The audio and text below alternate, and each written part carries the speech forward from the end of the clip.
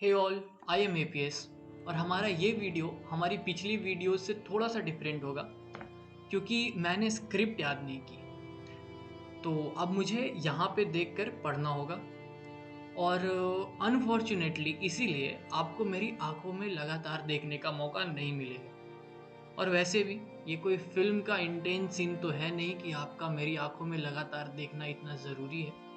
Informative video है, यहाँ पर इन्फॉर्मेशंस आते रहेंगी। देखो, I don't want to kill you. आज है अर्थ डे। मोस्ट प्रोबेबली पता तो नहीं ही होगा, कोई ना, हमें भी नहीं पता था। पर जब पता किया तो पता क्या पता चला कि आज से 52 साल पहले 1970 को आज के ही दिन सेनेटर गैलॉर्ड नेल्सन ने यूएसए के अलग अलग सिटीज में प्रोटेस्ट करने कह लो या लोगों को अवेयर करने के लिए कह लो, सबको साथ आने का और 22 अप्रैल को अर्थ डे डिक्लेयर किया। और इस मूवमेंट में सबको साथ लाने के लिए उन्होंने 22 अप्रैल ही इसलिए चूज किया क्योंकि इस वक्त स्प्रिंग ब्रेक के कारण सारे यूनिवर्सिटीज और कॉलेजेस यूएसए के बंद थे। तो इस तरह से ज़्यादा स्टूडेंट्स इस मूवमेंट में पार्टिसिपेट कर सकते थे। स्टूडेंट्स के अलावा उस टाइम पे एक्टिव ऑर्गेनाइजेशंस जो अलग अलग इन्वायरमेंटल इश्यूज जैसे कि oil spill, pollution due to factories and power plant, raw sewages, toxic dump, pesticide, air pollution के अगेंस्ट काम कर रहे थे, उन्होंने भी इस मूवमेंट को ज्वाइन किया। कितना अजीब है ना कि आज 52 साल बाद भी वही सारी परेशानियां हैं। बस डिफरेंस इतना है कि अब ये सारी परेशानियां और भी बड़ी हो चुकी हैं और इस परेशानियों में, इस प्रॉब्लम्स में कुछ और भी नई परेशानियां और प्रॉब्लम्स ऐड ऑन हो चुकी हैं। पर एनीवेज, उस टाइम पे 2 करोड़ लोग यूएसए के अलग अलग सिटीज में इकट्ठा हुए, जो काफ़ी सरप्राइजिंग है क्योंकि उस टाइम पे ना तो इंस्टा का स्टोरीज था और ना ही फेसबुक का पोस्ट, बस टीवी, रेडियो और न्यूज़पेपर, वो भी काफ़ी लिमिटेड। अब तो क्या है, इंस्टाग्राम पे कुछ रील्स बनाने वाले भी एक फ़ोन उठा करके बस ये बोल दे कि hey guys meet up at 1, तो 1000 लोग आराम से पहुंच जाते हैं। पर उस टाइम पे 2 करोड़ लोगों का इस तरह से पहुंचना was quite amazing and surprising at the same time. हम सब ना इंडिया में या फॉरेन कंट्रीज में भी अर्थ को मदर अर्थ या धरती माँ कह के पुकारते हैं और धरती माँ भी हमें बिल्कुल अपने बच्चों की तरह ट्रीट करती है। अपनी हर एक चीज़ सेल्फलेसली, बिना किसी एक्सपेक्टेशन के हमें यूज़ करने देती है, फिर चाहे वो पेड़ हो, पहाड़ हो, नदी हो, पानी हो। और हम भी बिल्कुल एक आइडियल बच्चों की तरह उस हर एक चीज़ को बिना कुछ सोचे बर्बाद करते हैं। कभी भी अपनी धरती माँ के पर्सपेक्टिव से इस दुनिया को देखने की कोशिश ही नहीं करते। हर बार हम हर एक चीज़ जो उन्होंने हमें दिया उसे एक्सप्लॉइट करते हैं। आज से कुछ 7 से 8 साल पहले हमें ये बताया जाता था और अभी भी बोलते होंगे कि वाटर, ऑक्सीजन, सोलर एनर्जीज ऐसे रिसोर्सेज हैं जिन्हें कभी ख़त्म नहीं किया जा सकता। बट गेस व्हाट, हमने उसे भी ख़त्म करने का तरीका निकाल लिया है, ढूंढ लिया है और आज मैं वो सारे तरीके आपको बताने वाला हूँ। वैसे आपको ये सारे तरीके पहले से ही पता होंगे और इनमें से काफ़ी सारी चीज़ें आप पहले से ही कर रहे होंगे, पर कोई बात नहीं, एक बार फिर से सुन लीजिए। तो बहुत आसान है। पहला कि हर दिन सारे लोग मिलकर पानी बर्बाद करो, ठीक है, पेड़ काट दो, पहाड़ तोड़ दो ताकि दोबारा बारिश ना हो सके, दोबारा पानी ना आ सके, सिंपल। दूसरा, हवा में इतना पॉल्यूशन कर दो कि ऑक्सीजन बचे ही ना, ठीक है। और अगेन, पेड़ काटना बहुत इंपॉर्टेंट है इस वाले के लिए, ठीक है, क्योंकि अगर तुम पेड़ नहीं काट रहे हो तो फिर तुम समझ रहे हो वो सारा कार्बन डाइऑक्साइड वो पेड़ ले लेगा। अब हम क्या करेंगे यार, फिर कैसे ऑक्सीजन का लेवल खत्म कर पाएंगे हम इस धरती से, समझ रहे हो। तो पेड़ काटना अगेन इस वाले में बहुत इंपॉर्टेंट है।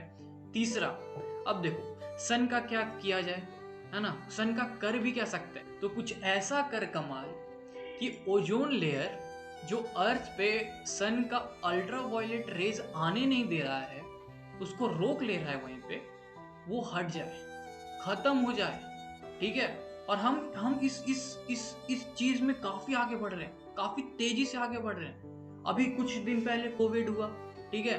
कोविड में पता चल रहा है कि नहीं, ओजोन लेयर फिर से अब ठीक हो रहा है। कैसे? हमें फिर से आगे आना पड़ेगा, हमें इसको खराब करना पड़ेगा, इसे खत्म करना पड़ेगा, ठीक है।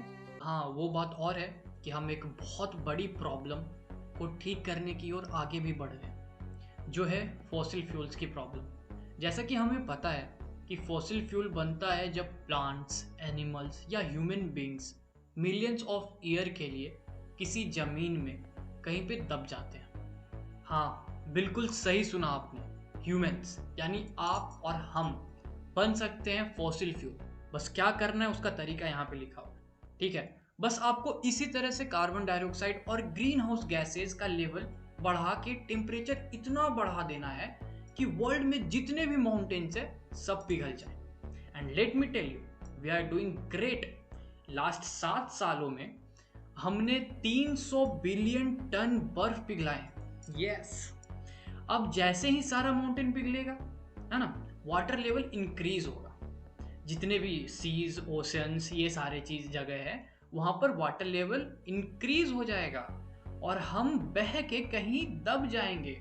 और फिर जो नए लोग आएंगे, हम हमें जमीन में से एक्सट्रैक्ट करेंगे और हमें अपने बुलेट के टंकी में डालेंगे और फट फट फट करके अपने बुलेट के साइलेंसर में से धीरे से हमें धुआं बना करके उड़ा देंगे। बस यही तो बनना था जिंदगी में। कोई कहता है डॉक्टर बनो, कोई कहता है इंजीनियर बनो। क्यों? जब तुम धुआं बन सकते हो, किसी बुलेट के साइलेंसर से बाहर आ सकते हो, तो क्या जरूरत है कुछ करने का, कुछ बनने का? यार चिल करो।